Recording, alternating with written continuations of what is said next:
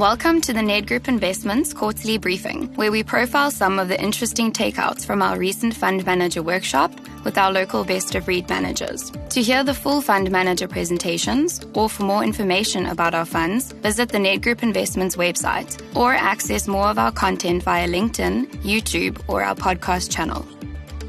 In this episode, our managers look back on the third quarter of 2024 and discuss the local and global interest rate environment and inflation expectations worldwide. Our managers look at SA and US equity valuations and discuss their strategic investment decisions between different sectors and companies. We end off by looking at the current state of the Chinese economy amidst poor consumer sentiment. Philip Liebenberg, who co-manages the Ned Group Investments Flexible Income Fund, discusses fixed income markets both domestically and internationally, specifically the significant rally in SA bond yields post-election, the anticipated rate cuts, and the stabilization of inflation expectations. We move on to our local assets, and an absolute fantastic quarter.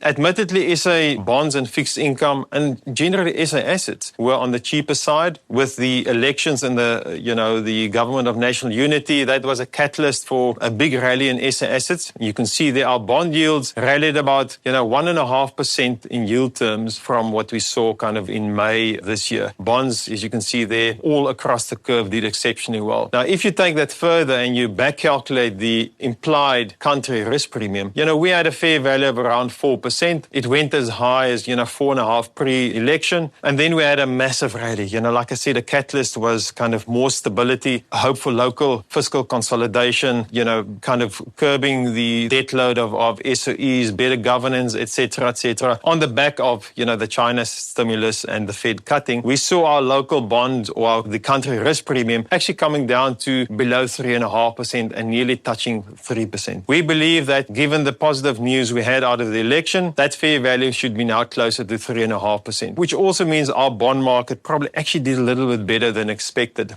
If we move then to being our rate cutting cycle, we had a 25 basis point cut in September as expected. We see another probably about 1%. The market is looking at maybe another 1.25% as a minimum. So again, I think the market has gotten a little bit ahead of itself. So we see rates probably stabilizing closer to the 7%. But like our governor said, we're not out of the woods yet.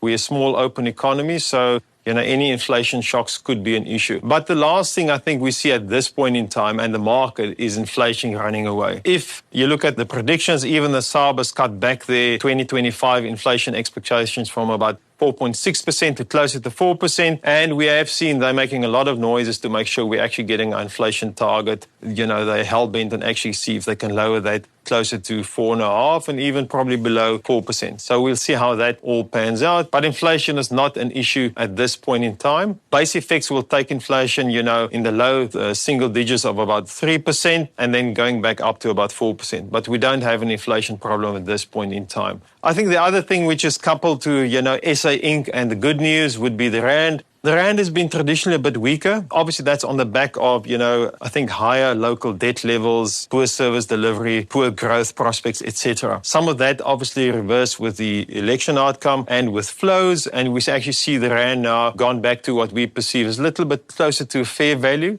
We do think flows and positive news and momentum could take the Rand a little bit stronger. But around about 17 Rand 50, we're probably closer to fair value. Omri Thomas, who co-manages the Ned Group Investments Opportunity Fund, provides an overview of current market conditions and asset class performance, focusing on SA and US equity valuations. But if you look at the markets at the moment, we've had a tremendous run in markets. And the markets are way above their long-term averages. Whether you look at equities, property, bonds, the only asset class that's below its 5-year and 10-year average is global bonds. And that's because it's come from such a low yield level and it's just normalized. So at current levels, probably a better starting level but other asset classes really had a phenomenal run. And we'll sort of unpack that and see what the current opportunities are within there. So if we look at South Africa, we see the SA risk premium have gone from over 5% down to 3.5%, which is back to the levels that it was pre-COVID. So a lot of positive sentiment towards South Africa, and rightly so. We are starting to see positive developments where one looks at load shedding, which hasn't happened for a long time. And if you look at some of the government portfolios that at long last starting to deliver on some of the mandates. So positive momentum, positive sentiment from foreign investors, and it looks like our SA GDP growth also starting to look better and some improvements there. But I mean, if you look at the SA equity market with this rally relative to what we see as an implied fair value PE, now more than one standard deviation overvalued. But one, as you know, our market is sort of almost a tale of two cities. With commodities, when they look expensive, that's the time when you want to buy it. And our domestic shares having come from a very low valuation level, and despite the run, still offering decent value. So despite the index at an overall level looking expensive, we are still managing to find decent value. But we have taken the opportunity to, into this run, reduce our equity exposure slightly. If we look at bonds, you can just see how the whole yield curve has shifted down. So whether you were in the 2030s or the 2040s, long duration bonds, we've seen a significant rally in bonds. More recently, we've seen a bit of a sell-off, and we used that strength 2 weeks ago, significantly reduce our bond holding. We shifted some of that into inflation linkers, and we also reduced the overall duration of our bond portfolio. If we look at the US market, we've seen a tremendous run in the US equity market. I think over the last year, US equities in dollars up close to 30%, so a phenomenal performance. And that's on the back of a good period the prior 12 months. And you've seen US Treasury yields normalizing. So at current level, not much to choose between the two. So there's no little equity risk premium priced into equity. So we actually think the US equity market looking expensive. And the last time we were at these levels was sort of almost at the dot-com bust time. So we just say, be cautious, don't get sucked in right at the top of the market. Mike Lawrenson, co-portfolio manager of the Ned Group Investments SA Equity Fund, discusses the strategic investment choices in the fund amidst the current South African economic landscape. In terms of global consumer exposure, we've taken it via Nussperson process. We believe that with the new CEO in place, there are further opportunities to narrow the discount. There may be 1 or 2 IPOs of the underlying unlisted investments in the medium term. And then on Tencent itself, we remain positive on the look for earnings growth, largely driven by margin expansion, and obviously the share buyback continues. AB InBev is a new addition to our top 10 holdings. The beer sector has underperformed recently. We are, however, of the view that AB InBev is likely to beat the peers. We anticipate to see margin recovery, largely on the back of COGS deflation, and further de-gearing of the balance sheet will drive mid-teens earnings growth. British American Tobacco is a stock that we own. We did sell during the quarter. We still like it, and the valuation is underpinned by a 9% dividend yield. Bidcorp is a food services business with diverse exposure to Australia, New Zealand, the UK, and Europe. It's got strong cash flows, strong balance sheet, and we like the earnings outlook for that business.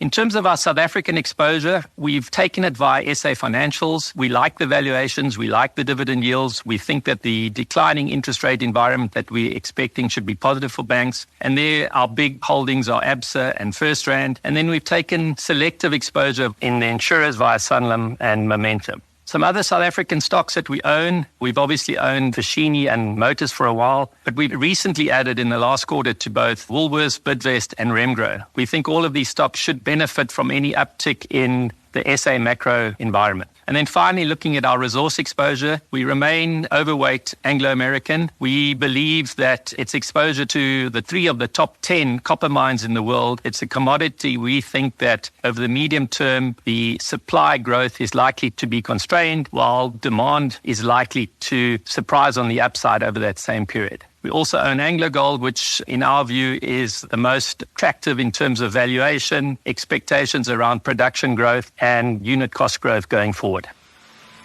Saul Miller, co-portfolio manager of the Ned Group Investments Balanced Fund, discusses the challenges and outlook for China's economy. Saul looks at key issues affecting poor consumer confidence and the market's reaction to the recent stimulus package. Moving on to China, the big issue with China has really been an issue around consumer confidence and how can you get consumer confidence to recover. Now, there are a number of potential reasons for why consumer confidence in China is depressed. First of all, we've obviously got economic growth that has been slowing in China. Secondly, there's been quite a lot of draconian regulation in China, which has obviously impacted corporates negatively. There are geopolitical risks and tariffs, which also affects corporates. This obviously makes consumers worry. And the other thing that would obviously worry consumers would be rising unemployment rates. It is particularly elevated in terms of the youth, where it's been rising quite aggressively. Another major factor that weighs on consumer confidence has been property prices. So you've got property prices that are coming down in China, and in addition to that, they are also at very elevated levels. In other words, the price of property is still very expensive in China. If you look at some of the major cities, you're probably looking at rental yields of less than 2%. So it's not just expensive in absolute terms, it's actually quite expensive if we compare it to other major cities in the world. That will obviously weigh quite substantially on consumer confidence. So what we've had and what we've been seeing for the last few years are obviously continuous rounds of stimulus. Recently, we had a more significant stimulus package being proposed. The question is it enough? We think it's probably not sufficient at this stage. Really, the key part of it has been around bank lending, making it easier for banks to lend, cutting rates so it's a bit cheaper for consumers to refinance. The problem is if you are worried about the economy and you think property prices are expensive, cutting rates is not going to get you back into the property market. So we don't think this is necessarily going to be enough. There have been some other measures where they have tried to have government transfers to some of the parts of society, the poorer parts of society that have really been struggling, but we haven't seen anything substantial. You might get something.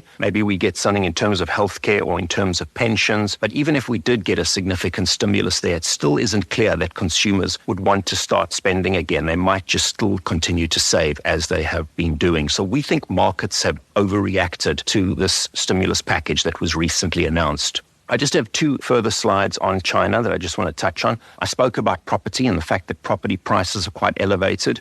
Over here, we overlay the property cycle of China against many other countries that have had property cycles over time. And what you'll see is China, as represented by the red line, is actually quite early into its property down cycle. We've only about 2 years into it. So it really talks to the risk of this taking quite a bit longer to play out. Over here, what you can see are building starts in China, and what you can see here is that they have absolutely collapsed. Now, what goes into GDP on building starts, it's obviously what's in the pipeline in terms of construction. What this means is that at some stage, unless property starts pick up, at some stage what's in the pipeline is going to roll off, and you could have a negative hit to your Chinese GDP.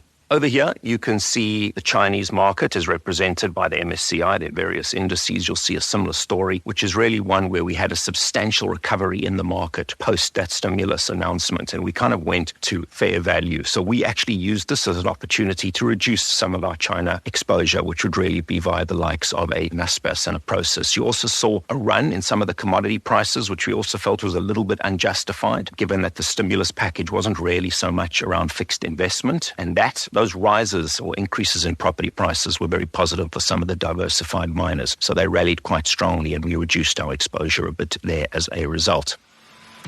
Thank you for listening to the Ned Group Investments Quarterly Briefing. You can access more information about all the fund manager workshops at the Ned Group Investments website, YouTube, or through our podcast channels on all major platforms. Please join us for our next edition at the end of January 2025.